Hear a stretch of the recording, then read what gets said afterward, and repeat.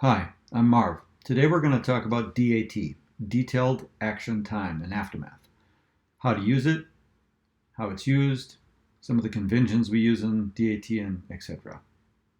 So, when a player or a game master initiates DAT, it has a few effects on the game. First, players have to stop communicating with each other about the combat or situation. That can be useful if the game master finds that the players are talking too much. For example, two players having a conversation. Should we kill this guy?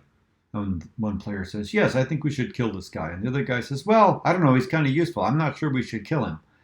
Well, the problem with that is the guy is standing right there. And if it were real life, the guy is now really worried that you're going to kill him. And he's thinking about ways to maybe kill you first.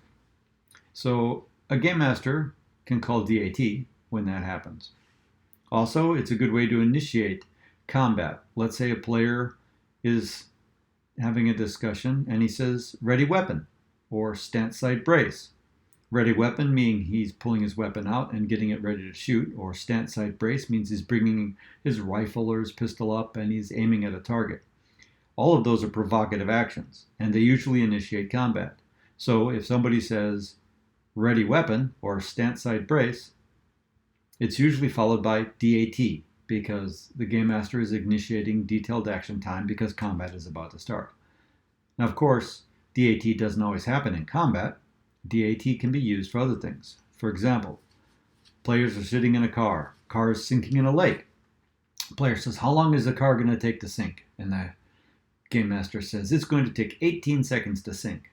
Well, in that case, the player should immediately say DAT, because 6 seconds per phase for combat turn allows him or her to do a lot. 18 seconds in game time doesn't allow you to do a lot. Maybe you communicate a few things, maybe something happens. The game master says, okay, do 2 things, but in DAT, you've got 12 actions, 3 per turn, combat turn, and there are 18 seconds, 6 seconds per turn, so 18 seconds is 3 combat turns, that's 12 actions for a normal character, maybe 16 actions for a really fast character. So 12 actions is a lot of stuff. What are you going to do? Perform function, undo my seatbelt. Perform function, roll down the window. Survey and command, hey everybody, get ready to go out the window when I break it, etc. That gives characters a lot of time. So how can you use DAT, or the initiation of DAT, to your advantage? Well, one of the things that you can do is initiate DAT before the players are ready. Players are having a discussion, game master says DAT, and combat starts. Players have to stop talking, and if they're not ready, they're not ready. Another way you can do it is to get the jump on a bunch of characters.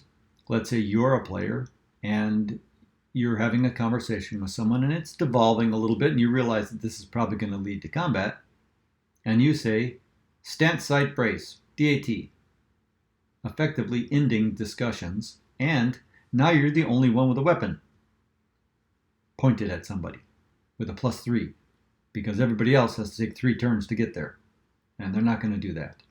So now you have a +3 and nobody else does. Now a smart player says stance sight brace, DAT, and that little pause there, that's so his friends can say stance sight brace real quick while they're waiting. And if the game master wants to initiate it, he can do it too.